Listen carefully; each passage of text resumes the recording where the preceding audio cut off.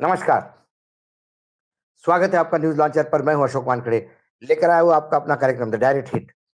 साल का पहला दिवस और खबर आई कि अडानी समूह जो केंद्र सरकार के गोद में बैठा हुआ है, बड़ा लाडला है, दूर दक्षिण में बुरी तरह से हिट हुआ। Tamil Nadu generation and distribution company TANGEDCO ने स्मार्ट बिजली मीटर लगाने के लिए अपना ग्लोबल टेंडर रद्द कर दिया है। अडानी समूह ने 4 पैकेजों में से एक के लिए सबसे कम बोली लगाई थी, लेकिन चारों तरफ से विवाद सामने आने के बाद तमिलनाडु की कंपनी ने टेंडर रद्द कर दिए। उसे स्पष्ट किया है कि उसका अडानी समूह के साथ कोई व्यावसायिक संबंध नहीं है। टेजेंट को तमिलनाडु सरकार की कंपनी है। सूत्रों ने कहा, हालांकि Adani energy solutions limited ESL Chennai, Tiruvallur और चेंगलपट्टू सहित 8 जिलों के लिए 82 लाख स्मार्ट मीटर लगाने के लिए सबसे कम बोली लगाने वाली कंपनी के रूप में उभरी थी।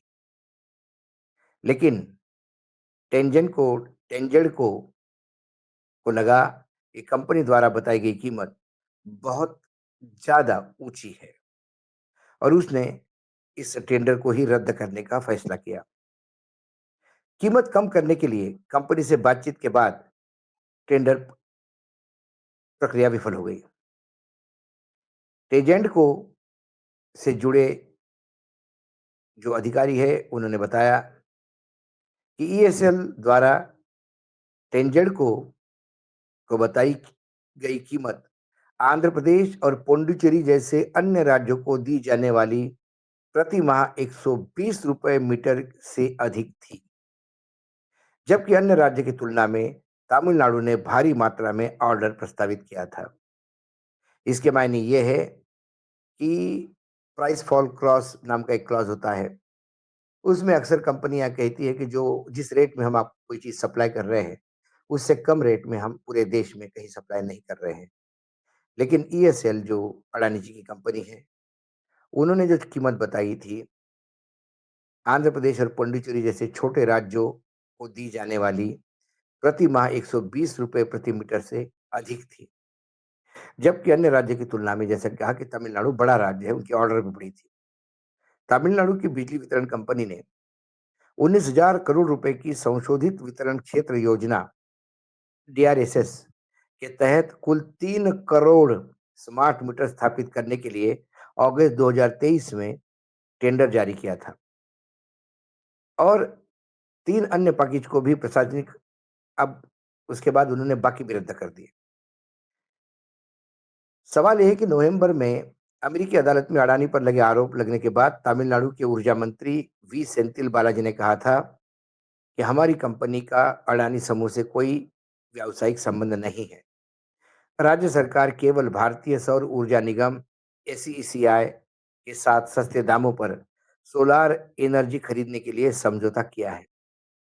ऐसा माना जाता है कि अडानी समूह और उसके अध्यक्ष गौतम अडानी से जुड़ी हालिया विवादों ने टेंडर रद्द करने की महत्वपूर्ण भूमिका निभाई, क्योंकि तमिलनाडु में सरकार को अडानी का पक्ष लेने के लिए आलोचना का सामना करना पड़ा। तमिलनाडु सरकार ने टेंडर रद्द इसलिए किया कि कई जगह उनको ये आरोप लग रहे थे कि गौतम अडानी की और स्टैलिन जो मुख्यमंत्री है, उनकी कुछ गुप्त बैठकें हुई है और इस गुप्त बैठकों के चलते कहीं ना कहीं अडानी समूह पे लगातार भ्रष्टाचार के आरोप लग रहे हैं। तमिलनाडु में भी ऊंची कीमत पे मीटर और बाकी एक कोयले का स्कैंडल भी आया है। इसके बावजूद सरकार चुप है। सतर्कता और भ्रष्टाचार निरोधक निदेशालय डीवीएससी द्वारा दायर एक शिकायत के आधार पर कथित कोयला आयात घोटाले की जांच कर रहा है, जिसमें आरोप लगाया गया है कि अडानी समूह ने 2013 और 16 के बीच खराब गुणवत्ता वाले कोयले की आपूर्ति करके टेजेंडको को 3,000 करोड़ रुपए का नुकसान पहुँचाया। अब वो केस ऐसा था कि अडानी जी की कंपनी तमिलनाडु के पावर प्रोजेक्ट्स को कोयला आपूर्ति करती थी। कोयले की ग्रेड्स होती है। तो जो कोयला सबस्टैंडर्ड ग्रेड का मलेशिया से निकलता था, वो बिलिंग होता था सिंगापुर और सिंगापुर से बिल होता था वो कोयला तमिलनाडु सरकार के कंपनियों को। अब जो कोयला मलेशिया से निकलता था, तो उसका जो बिल था, डॉक्यूमेंट था, उसमें कोयले की क्वालिटी लिखी जाती थी और एंड यूजर तमिलनाडु गवर्नमेंट और एक कीमत होती थी उसकी। जब ये बिल सिंगापुर जाता था और सिंगापुर से जब बिल कोयला तमिलनाडु सरकार को बिलिंग होती थी, उस बिलिंग में कोयले की ग्रेड बदली जाती थी और कीमत बदली जाती थी। यानी ओरिजिनल सबस्टैंडर्ड निकला हुआ कोयला कैसा स्टैंडर्ड ज्यादा अच्छे क्वालिटी का कोयला बता के तमिलनाडु में, क्योंकि जैसा अच्छा क्वालिटी का कोयला होगा तो उसकी कैलोरीफिक वैल्यू ज्यादा अच्छी होगी, वो ज्यादा अच्छा ऊष्मा पैदा कर सकेगी, उससे बिजली उत्पादन फर्क पड़ता है, ऐश कंटेंट कम होती है, कई चीजें होती हैं। इस घोटाले पे न्यूज लॉन्चर पहले ही एक वीडियो कर चुका है। उसका भी स्टालिन को विधानसभा के पटल पर यह स्पष्ट कर देने के मजबूर होना पड़ा कि वो इस पे जांच करेंगे, और जो आरोप लग रहे थे उनको सदन में बोलना पड़ा कि मैं अडानी से कहीं मिला नहीं हूँ, गौतम अडानी से। इतना विपक्ष उन पे हावी हो गया था। स्टालिन ने संयुक्त संसदीय समिति की जांच के लिए तैयार होने की घोषणा भी की थी। स्मार्ट मीटर टेंडर रद्द करने का जो निर्णय है, विपक्ष से लेकर तमाम लोगों ने इसका स्वागत किया। अडानी की जैसे-जैसे विश्व के विभिन्न देशों में, केनिया हो, ऑस्ट्रेलिया हो, बांग्लादेश हो, इन तमाम देशों में जो अमेरिका हो, कभी शेयर मार्केट, कभी इन्वेस्टमेंट के नाम पे, कभी झूठ बोलने के नाम पे, जो केसेस चल रहे हैं, उससे अंधभक्त भले ही माने कि अडानी जी के ही विकास में देश का विकास है, लेकिन ज्यादातर सरकारें और देश ये मानने लगा है कि अडानी भी भारत का शोषण करने में कभी पीछे नहीं हटते। ये आरोप लग रहे हैं।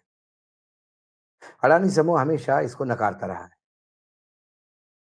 लेकिन फिर स्टैलिन ने जो रद्द किया